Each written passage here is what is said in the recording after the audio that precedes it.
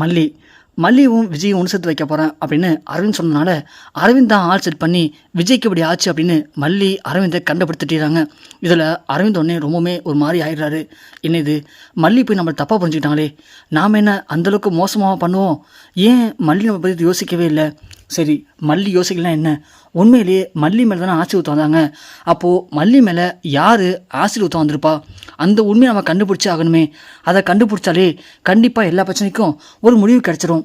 அப்போ தான் மல்லியும் நம்மளை பற்றி கண்டிப்பாக புரிஞ்சுப்பாங்க அப்படின்னு அரவிந்த் யோசிக்கிறாரு. யோசித்து ஒரு வழியாக அரவிந்த் அந்த உண்மையை கண்டுபிடிச்சிடாரு. இங்கே என்னடானா, ராஜேஸ்வரி மல்லியை எப்படி வீட்டோடு துரத்தலாம், ஸோ மல்லியால் தான் அரவிந்த் விஜய்க்கு இப்போது இப்படி ஆயிடுச்சுன்னு ஒரு பிரச்சனையை உண்டு பண்ணலாம் அப்படின்னு ராஜேஸ்வரி எப்படி மல்லியை ஆசி ஊற்ற வந்தாங்க, யார் ஊற்றந்தது, அதை எனக்கு தெரிஞ்சு ஆகணும் அப்படின்னு கத்தும்போது கரெக்டாக நம்ம அரவிந்த் வர்றாரு. வந்த உடனே இந்த மாதிரி உங்களுக்கு என்ன மேடம் இப்போது பிரச்சனை, உங்களுக்கு உங்கள் தம்பிக்கு யார் இப்படி பண்ணது அதை நீங்கள் தெரிஞ்சாகணும், அவ்வளோதானே, அதை ஈஸியாக கண்டுபிடிச்சிடலாம் மேடம். நீங்கள் என்ன சொல்கிறாரு, எப்படி கண்டுபிடிக்க முடியும், அதுவா, அதான் இருக்காங்களே ரஞ்சிதா, அவங்கள கேட்டால் அவங்களே சொல்ல போகிறாங்க யார் இப்படிலாம் பண்ணது அப்படின்னு சொன்னோடனே ரஞ்சிதா பயங்கரமாக அதிர்ச்சி வராங்க. என்ன இவன் கரெக்டாக நம்மளை பற்றி சொல்கிறான் அப்படின்னு. உடனே என்ன அரவிந்த், என்ன திமுறா உனக்கு, இன்னமும் என்ன கிட்ட தெரியும் சொல்கிற, எனக்கு தான் தெரியும் ராஜிமா, மாமா மேலே யார் ஆசை ஊற்றுனான்னு எனக்கு எப்படி தெரியும் அப்படின்னு சொன்ன உடனே, அப்படியா, சரி ராஜி மேடம், இந்த வீடியோவை பாருங்கள், பார்த்தா உங்களுக்கு யார் அதை பண்ணியிருப்பாங்கன்னு தெரியும் அப்படின்னு சொல்லி அரவிந்த் அந்த ஃபோனை காட்டுறாரு. அதில் பார்த்தா நம்ம ரஞ்சிதா தான் ஒருத்தன்ட்ட பேசி மல்லி மேலே ஆசிட ஊற்றிடு அப்படின்னு சொல்லி பேசுறது எல்லாமே தெளிவாக ரெக்கார்டாக இருக்குது. அதை பார்த்த உடனே ராஜு சமாதிரிச்சாராங்க. ரஞ்சிதா, ஆஹா நல்லா மாட்டிக்கிட்டோமே, இவனுக்கு எப்படி தெரிஞ்சிருந்த உண்மை அப்படின்னு பதன்னு முடிக்கிறாங்க. உடனே ராஜி, ரஞ்சிதா என்ன இதெல்லாம் அப்படின்னு கேட்ட உடனே, இல்லை ராஜுமா, அது சி வாய மூடு அப்படின்னு சொல்லி ராஜி இப்படி தேவலாம் மாட்டிக்கிட்டேமே அப்படின்னு பயங்கரமாக கோவப்படுறாங்க. உடனே அரவிந்த் சொல்கிறாரு, என்ன ராஜி மேடம் இப்போயாச்சும் புரிஞ்சுதா, உங்கள் தம்பி மேலே யார் இப்படி பண்ணான்னு சொல்லிட்டு சொல்லுங்கள், இப்போ நீங்கள் என்ன பலன்னு இருக்கீங்க அப்படின்னு கேட்ட உடனே அங்கே ராஜி சொல்கிறாங்க, அரவிந்த் இங்கே பாரு, இவ ஏதோ தேவையில்லாமல் தெரியத்தனமாக ஆர்வ கோளால் இப்படி பண்ணிட்டா, நீ இதை மன்னிச்சு விட்டுரு, இதை விஜய்கிட்ட கொண்டு போக வேணாம், விஜய்க்கு தெரிஞ்சால் கண்டிப்பாக கோவப்படுவான், அவன் ஏற்கனவே பயங்கர டென்ஷனில் இருக்கான், ப்ரெஷரில் இருக்கான், இது மட்டும் அவன் தெரிஞ்சதுன்னா இதை நினச்சி பயங்கரமாக ஃபீல் பண்ணுவான், கோவப்படுவான், வேணாம் நான் சொல்கிறது கேளு அரவிந்த் அப்படின்னு ராஜி அரவிந்தை கொஞ்சம் சாந்தப்படுத்துகிறாங்க. அரவிந்த் உடனே, ராஜி மேடம் நீங்கள் நல்லவங்க மாதிரி பேசாதீங்க, ரஞ்சிதா இன்றைக்கி பண்ணதை நீங்கள் பல வாட்டி பண்ணியிருக்கீங்க, அது எனக்கும் தெரியும், இதை பற்றி விஜய் சாருக்குலாம் தெரியாமல் இருக்கலாம், ஆனால் நீங்கள் யார், ரஞ்சிதா யாருன்னு எனக்கு நல்லாவே தெரியும், உங்களுடைய ஒரே எண்ணமே மல்லியை இந்த வீட்டோட துரத்தணும், அது மட்டும்தான், அது எனக்கு நல்லாவே தெரியும். அப்படி இருக்கும்போது எப்படி மேடம் இதெல்லாம் சும்மா இட முடியும், இதை நான் போய் விஜய் சார்ட்ட சொல்லியே தீருவேன் அப்படின்னு அரவிந்த் அடம் பிடிக்கிறாரு. ராஜு ஒன்னே, ஐயோ அரவிந்த் நான் சொல்கிறது கேளு அரவிந்த், இதை சொன்னா கண்டிப்பாக தேவை பிரச்சனை வரும், வேணாம் விட்டுரு. சரிங்க மேடம், நான் சொல்லாமல் இருக்கணும் அப்படின்னா நீங்கள் எனக்கு ஒரு விஷயத்த பண்ணணும், நீங்கள் அதை பண்ண ரெடியாக இருந்தால் நான் போயிட்டு இதை விஜய் சார்ட்ட சொல்ல மாட்டேன், இல்லைனா உடனே போய் இப்போது கையோட விஜய் சார்கிட்ட இந்த வீடியோவை கொடுத்துருவேன் பார்த்துக்கோங்க. ஐயோ அரவிந்த் என்ன பண்ணணும் சொல்லி தொலை, பண்ணுறோம்.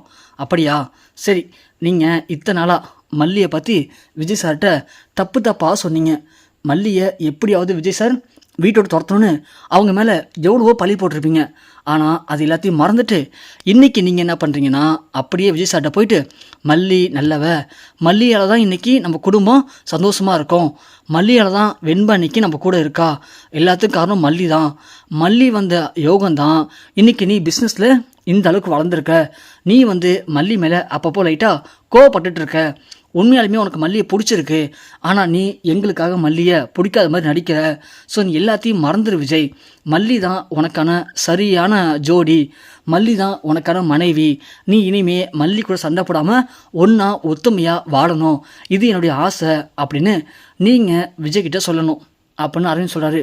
ராஜு ஒன்னே, என்னடா என்ன ஏதோ போனால் போதுன்னு உன்ட்ட பொறுமை பேசிட்டு இருந்தா என்ன ரொம்ப ஓவராக பண்ணிகிட்ருக்க, இந்த வீட்டுக்கு நீ ஒரு வேலைக்காரனாக வந்திருக்க, வாழ்கிறதுக்கே வழி இல்லாமல் இந்த வீட்டுக்கு எங்களே இன்றைக்கி அதிகாரம் பண்ணலான்னு பார்க்குறியா, இங்கே பாரு, ஏதோ போனால் போது இந்த வீடியோ வந்துட்டு இருக்கே அப்படின்னு நீ சொல்கிறதெல்லாம் கேட்டுக்கிட்டு அமைதியாக இருக்க, அதுக்காக நீ பண்ணுற எல்லாத்தையும் பொறுத்துட்டு இருப்பேன்னு நினைக்காத, இந்த ஒரு செகண்ட் போதும் உன்னை ஒன்றும் இல்லாமல் ஒரு தெரியாமல் அழிச்சிருவோம் பார்த்துக்கோ, நீ யார்கிட்ட பேசிருக்கணும் தெரியுதா, ராஜேஸ்வர்கிட்ட பேசிகிட்டு இருக்க, பார்த்தீங்களா ராஜி மேடம், இப்போ தானே சொன்னேன் இந்த வீடியோ கொண்டு போய் விஜய் சார்ட்ட கொடுத்தா உங்கள் 2 பேரும் இந்த வீட்டை விட்டு ஒருத்தரமாக அவர் அழிச்சிருவார். அதை ஃபஸ்ட்டு ஞாபகம் வச்சுக்கோங்க. எப்படி வசதி? நான் பிச்சைக்காரன் தான், உங்கள் வீட்டுக்கு வேலைக்கு தான் வந்திருக்கேன். மேடம் எப்படி? நீங்களாம் இந்த வீட்டில் மேடமாக இருக்கணும் அப்படிங்கிறதும் இந்த வீட்டை விட்டு வெளியே போகிறதும் இப்போது என் கையில் இருக்குது. என் கையில் இருக்கிற இந்த வீடியோவால் இருக்குது. எப்படி வசதி சொல்லுங்கள்? நான் போய் இந்த வீடியோவை விஜய் சார்ட்ட கொடுத்துறவா? கொடுத்துட்டு நீங்கள் இந்த வீட்டுக்கு ஓனர் இருக்கலாம் பார்க்குறீங்களா அப்படின்னு அரவிந்த் உடனே விஜய் சார் அப்படின்னு திரும்ப ரஞ்சிதா உடனே ஐயோ ராஜிமா அவன் போகிறான் பாருங்கள், நீங்கள் ஊன்னு சொல்லுங்கள் இப்போதைக்கு, மீதி நான் அப்புறம் பார்த்துக்கலாம். அடியே ரஞ்சிதா, நீ பண்ண கிறுக்குத்தனமான வேலையால் பாருடி இன்றைக்கி அவன்கிட்டலாம் கெஞ்ச வேண்டியதாக இருக்குது. இதான் கிறகம் தலையெழுத்து. அரவிந்த் விடு அரவிந்த், நீ சொல்கிற மாதிரி நான் செய்கிறேன் விடு அப்படின்னு சொல்லிட்டு சொல்கிறாங்க.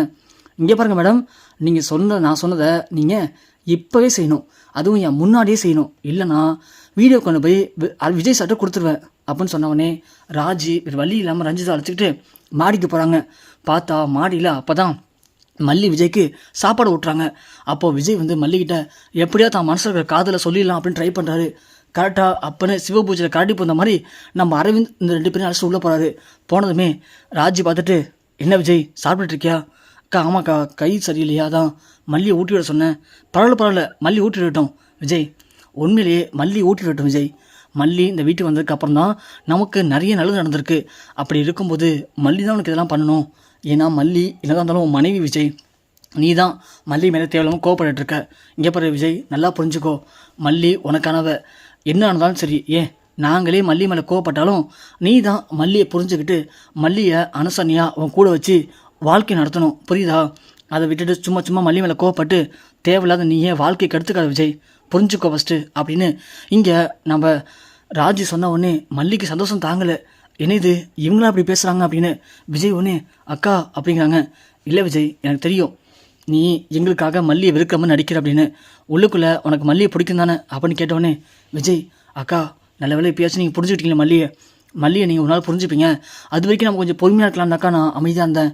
உண்மையாக சொல்கிறேன்க்கா, மல்லி எனக்கு அவ்வளோ பிடிக்கும். ஒரு கட்டத்தில் வீட்டுக்கு வெண்பா முக்கியம் அப்படின்னு மல்லியை அழைச்சிட்டு வந்தேன். ஆனால் இப்போது வெண்பாவுக்கு மல்லியை பிடிக்குதோ இல்லையோ, எனக்கு மல்லி ரொம்ப பிடிச்சிருக்கு. மல்லி இல்லாத வாழ்க்கையினால் சுத்தமாக யோசிச்சு கூட பார்க்க முடியலக்கா. மல்லி இல்லாமல் இனிமேல் என்னால் இருக்கவே முடியாதுக்கா அப்படின்னு இங்கே விஜய் சொன்னதை கேட்டு ராஜி பயங்கரமாக ஷாக்காக வராங்க. சரிக்கா நீயே சொல்லிட்ட, இனிமேல் என்னக்கா, இனிமேல் பாரு மல்லியை நான் எப்படி பார்த்துட்டு மட்டும் பாரு அப்படின்னு சொல்லி விஜய் மல்லியை அப்படியே கட்டி அணைச்சிக்கிறாரு. அதை பார்த்தோன்னே ராஜிக்கும் ரஞ்சிதாவுக்கும் வயிறுலாம் எரியுது. என்ன இது இப்படி ஆயிடுச்சு, நாம் எப்படியாவது மல்லியும் மாமாவையும் பிரிச்சிடலான்னு நினச்சோம். ஆனால் கடைசியில் நம்ம கையை வச்சு நம்ம கண்ணை குத்திட்டான் இந்த அரவிந்த். இவனை சும்மா இடக்கூடாது, முதல்ல இவனை இந்த வீட்டை துரத்தணும்.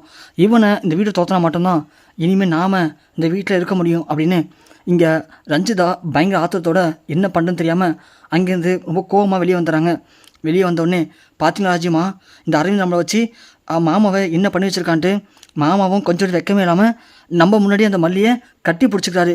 அப்போது மாமா இத்தனை நாளாக எப்போ பண்ணா இருந்திருக்காரு, நாம தான் மாமாவை ரொம்ப தப்பாக நினச்சிட்டு இருந்திருக்கோம் ராஜிமா அப்படின்னு சொல்ல, ரஞ்சிதா நீ வாயை மூடு, எல்லா பிரச்சனைக்காருமே நீ தான், நீ மட்டும் கம்முன்னு அமைதியாக இருந்தால் இவ்வளோ பிரச்சனை வந்திருக்காது அப்படின்னு ராஜி ரஞ்சிதாவை பயங்கரமாக திட்டுறாங்க.